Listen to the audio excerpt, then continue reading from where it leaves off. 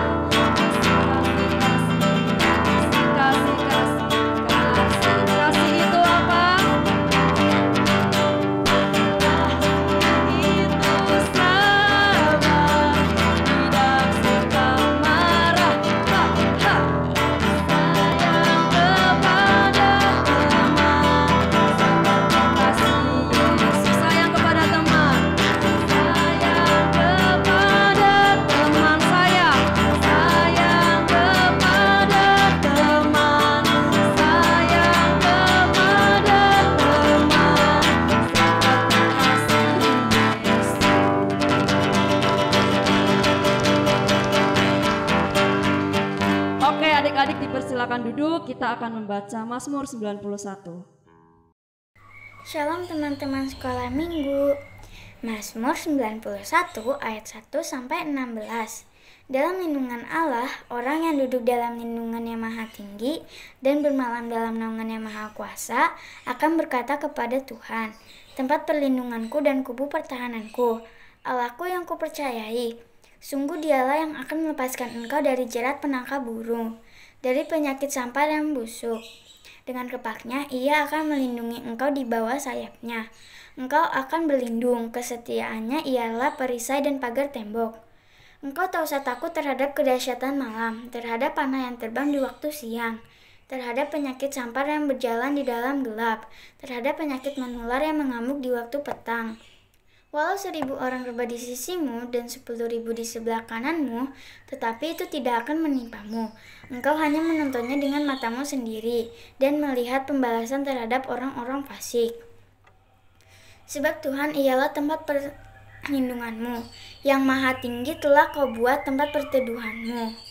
Malapetaka tidak akan menimpa kamu, dan tulah tidak akan mendekat kepada kemahmu.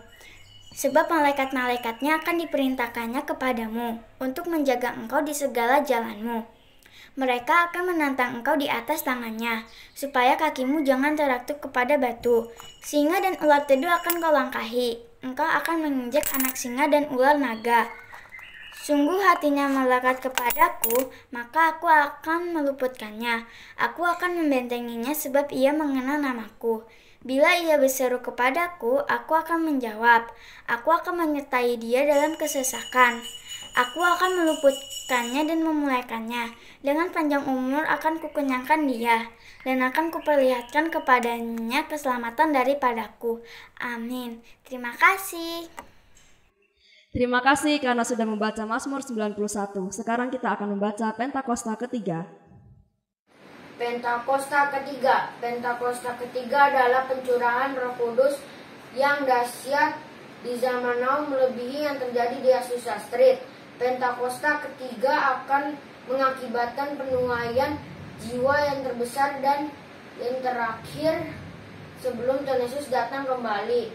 Pentakosta ketiga akan membangkitkan generasi Yeremia, yaitu anak-anak muda yang dipenuhi Roh Kudus, cinta mati-matian kepada Tuhan Yesus, tidak kompromi terhadap dosa, dan akan bergerak untuk memenangkan jiwa. Pentakosta ketiga lahir di Indonesia yang bergerak ke bangsa-bangsa. Gerakan ini dari timur ke barat dan akan kembali ke Yerusalem. Pentakosta ketiga akan memberikan kuasa untuk menyelesaikan amanat agung, dan setelah itu Tuhan Yesus datang kembali. Amin. Oke adik-adik, kita akan mendengarkan firman Tuhan. Nah, nanti yang akan berdoa firman Tuhan adalah Kak Keisha.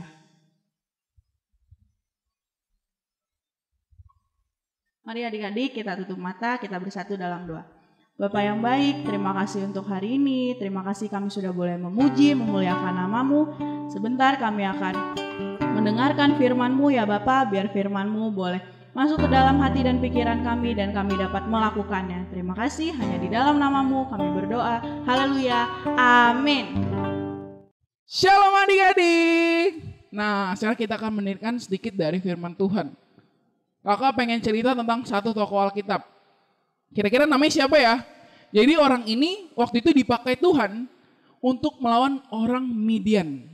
Coba kita buka ya adik-adik sama-sama ya. Di Hakim-Hakim 7. Kira-kira namanya siapa ya orang yang dipakai Tuhan ini? Aku hitung sampai 3 ya. 1, 2, 3. Nah iya, namanya adalah Gideon. Iya, Gideon. Oke, simak baik-baik ya adik-adik ceritanya. Jangan tidur, oke? Nah, adik-adik, tadi nama tokohnya siapa? Nama tokohnya adalah Gideon. Siapa ya Gideon? Gideon itu adalah keturunan dari suku Manasye. Suku apa adik-adik? Suku Manasye. Dia itu memiliki ayah yang namanya Yoas. Siapa namanya adik-adik? Yoas. Sebelum kakak cerita tentang hal yang Tuhan suruh untuk Gideon nih, kakak mau cerita dulu. Pada waktu itu, orang Israel itu udah mulai yang namanya gak berdoa sama Tuhan. Dia mulai menyembah-nyembah patung dan berbuat dosa adik-adik. Kira-kira nih adik-adik, ketika kita berbuat dosa seperti mencuri, mencontek, berbohong, apalagi menyembah patung adik-adik. Kira-kira nih, Tuhan bolehin gak ya? Gak boleh kan ya adik-adik, benar gak sih? Pasti Tuhan marah. Nah, jadi adik-adik pada waktu itu Tuhan juga marah adik-adik. Karena orang-orang Israel itu tidak menyembah Tuhan, tapi malah berbuat dosa dan membuat Tuhan marah adik-adik. Ketika Tuhan marah, Tuhan gak ngelindungin orang-orang Israel lagi adik-adik. Dan pada waktu itu, akhirnya orang-orang Israel ini dihancurkan oleh orang-orang Amalek dan orang Midian adik-adik. Jadi pada waktu itu dijajah adik-adik. Istilah dijajah itu maksudnya kayak dirampas semua harta yang dimiliki oleh orang-orang Israel adik-adik. Dan sampai akhirnya Tuhan berbelas kasihan adik-adik. Kasihan nih Israel udah kalah, udah dihancurin. Dan akhirnya Tuhan pakai satu orang adik-adik yang gak terkenal. Tapi dia dipakai Tuhan luar biasa. Tadi namanya siapa adik-adik? Namanya Gideon. Siapa namanya? Gideon. Oke. Sekarang akan mulai ceritanya. Jadi pada waktu itu Gideon itu dipanggil Tuhan untuk apa adik-adik? Untuk menyelamatkan orang Israel dari tangan-tangan orang Midian adik-adik. Jadi pada waktu itu ketika Tuhan udah suruh, akhirnya Gideon ini mengumpulkan suku-suku. Dari suku-suku apa aja? Dari suku Asyer. Suku apa? Suku Asyer. Habis itu suku Zebulon. Suku apa? Suku Zebulon. Terus habis itu selain itu apa? Naftali. Apa namanya? Naftali. Dan yang terakhir adalah suku apa? Suku Manasye adik-adik. Suku Manasye tadi kan udah kita tahu kan kalau suku Manasye adalah suku dari Gideon. Nah, setelah dikumpulkan oleh Gideon, terkumpullah prajurit sebesar 32.000 orang. Sekarang kakak tanya deh, kira-kira 32.000 orang itu banyak nggak adik-adik? Banyak banget ya, bener nggak sih? Karena 32.000 orang itu termasuk banyak adik-adik. Kalian bayangin, kalau biasa kita di sekolah minggu paling banyak 100 orang. Ini 32.000, banyak banget gak sih? Banyak banget ya. Nah, jadi pada waktu itu, ketika 32.000 orang itu akhirnya dibawa sama Gideon ke mata air Herod. Nah, mata airnya apa? Harod adik-adik. Nah, mata air Harod ini, di sebelah utaranya itu ada perkemahan orang Midian adik-adik di dekat Bukit More. Nama bukitnya apa? More. Nah, lalu Tuhan berfirman adik-adik sama Gideon. Gideon, terlalu banyak orang yang kamu bawa Gideon, katanya Tuhan gitu. Aku menghendaki kamu untuk menyerahkan orang Midian ke dalam tangan Gideon. Jadi pada waktu itu Tuhan bilang, terlalu banyak yang dibawa sama Gideon, ada 32.000 orang, terlalu banyak. Kamu pilihlah mereka, pilih lagi, jadi lebih sedikit, supaya kita menyerang orang Midian itu. Karena kata Tuhan, kalau misalnya banyak-banyak, takutnya orang Israel malah sombong. Dan dia berpikir bahwasannya, bukan Tuhan yang membantu, tapi karena kemampuan mereka yang hebat berperang, jadi akhirnya mereka menang. Dan ketika itu Tuhan bilang, kamu ngomong ke orang-orang Israel itu, prajurit itu, jika ada yang takut atau ada yang gentar untuk berperang, dia boleh pulang. Dan pada waktu itu akhirnya Gideon mengikuti saran dari Tuhan. Jadi pada waktu itu Gideon bilang gini, semua prajurit, kalau ada yang takut dan gentar untuk berperang, kalian boleh pulang. Dan pada waktu itu ada berapa orang yang pulang? Ada 22.000 orang adik-adik. Kira-kira 32.000 dikurang 22.000, berarti sisanya tinggal berapa adik-adik? Tinggal 10.000 orang adik-adik. Nah, pada waktu itu orang-orang Midian yang ada di kemah itu tuh ada banyak adik-adik. Kalau dicatat itu ada ratusan ribu orang adik-adik. Kira-kira 10.000 orang lawan ratusan ribu orang, banyak kan mana? Banyak ratusan ribu orang dan kemungkinan yang menang yang mana adik-adik? 10.000 orang lawan ratusan ribu orang. Pasti yang menang itu ratusan ribu orang, benar nggak sih? Nah, pada waktu itu Gideon juga takut adik-adik karena cuma 10.000 orang.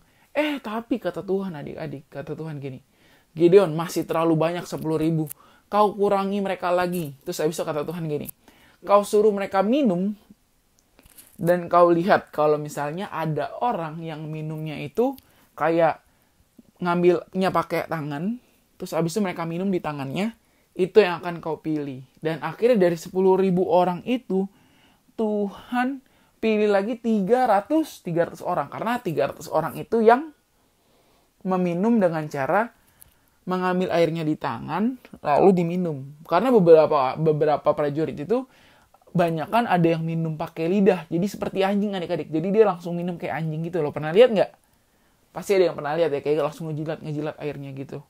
Nah, terus Tuhan bilang gini, dengan 300 orang ini akan kuselamatkan bangsa Israel dan menyerbu orang-orang Midian, adik-adik, kata Tuhan gitu. Tapi pada waktu itu, Gideon masih nggak percaya adik-adik. Tapi pada waktu itu, sudah malam dan Tuhan membangunkan Gideon. Tuhan bilang gini, Gideon, bangun. Kamu serbu markas orang Midian itu. Tapi kalau kamu takut, kamu turun bersama bujangmu.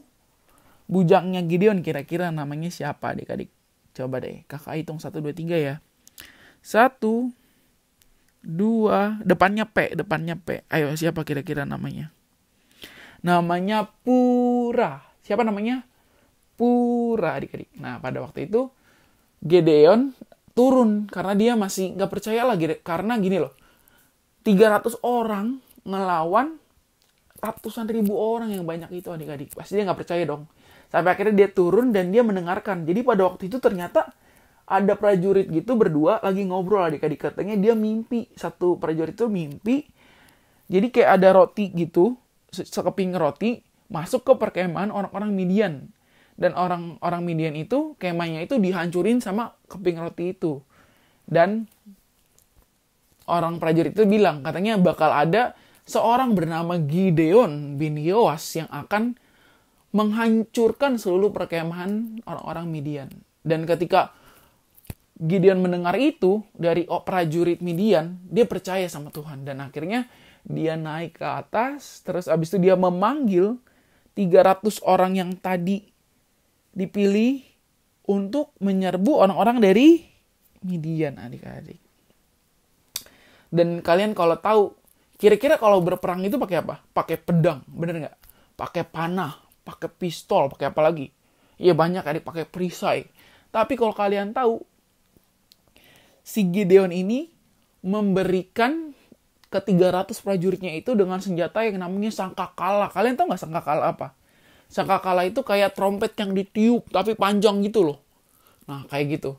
Dikasih sangkakala sama buyung. Buyung itu tuh kayak apa ya? Sesuatu yang bisa dipecahin gitu lah adik-adik. Jadi ketika pecah itu suaranya kayak menggema dengan kencang gitu lah. Dan sampai akhirnya pada waktu itu mereka datengin menyerbu orang Midian dan 300 orang itu meniup dengan kencang. Dan apa yang kalian tahu?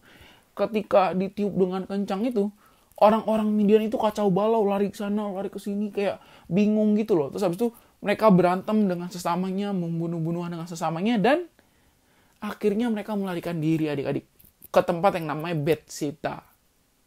Di situ adik-adik, orang-orang yang dipilih 300 orang itu mereka kaget. Dan mereka bersujud kepada Tuhan Yesus, kepada Allah Bapa, bahwasannya mereka diberikan kemenangan tanpa mereka harus berperang adik-adik. Nah adik-adik, itu dia ceritanya. Jadi kira-kira apa sih yang kalian dapat? Ya banyak ya. Jadi intinya tuh kalau yang kakak dapat sih intinya kita itu harus berharap sama Tuhan. Walaupun kayaknya kelihatannya nggak mungkin gitu loh. Untuk Gideon ini melawan ratusan ribu orang dari Midian. Yang dipakai cuma 300 orang sama Tuhan untuk melawan orang Midian. Jadi kita harus apa? Berharap sama Tuhan ketika Tuhan pimpin hidup kita. Mungkin gak enak adik-adik, tapi percayalah kalau Tuhan itu pasti kasih yang terbaik buat kita. Dan dia gak akan pernah ngecelakain kita. Oke adik-adik, kita akan tutup dalam doa, lipat tangannya, tutup matanya, kita berdoa. Terima kasih Tuhan Yesus kalau kami boleh mendengarkan sedikit dari firman-Mu Tuhan. Biarlah kiranya Tuhan Yesus kami seperti Gideon Tuhan Yesus yang siap sedia Tuhan Yesus, yang mau dipimpin jalannya sama Engkau Tuhan. Yang mungkin takut Tuhan, tapi dia juga mau percaya sama Engkau Tuhan. Biarlah kiranya Tuhan Kau tumbuhkan rasa percaya kepada Engkau lebih lagi Tuhan Yesus. Biar kami semakin cinta sama Engkau lebih lagi ya Bapa. Dan kiranya Tuhan Yesus kami sudah selesai Tuhan. Kau berkati Tuhan Yesus. Adik-adik yang ada di sini Tuhan Yesus. Supaya mereka lebih lagi di dalam Engkau Tuhan Yesus. Dan cinta mati-matian sama Engkau Tuhan Yesus. Terima kasih Tuhan Yesus, terima kasih Roh Kudus Tuhan. Kami mengucap syukur Tuhan Yesus. Haleluya. Amin. Ibadah hari ini telah selesai. Terima kasih karena sudah mengikuti ibadah hari ini. Minggu depan jangan lupa ibadah lagi ya. Selamat hari Minggu, Tuhan Yesus memberkati.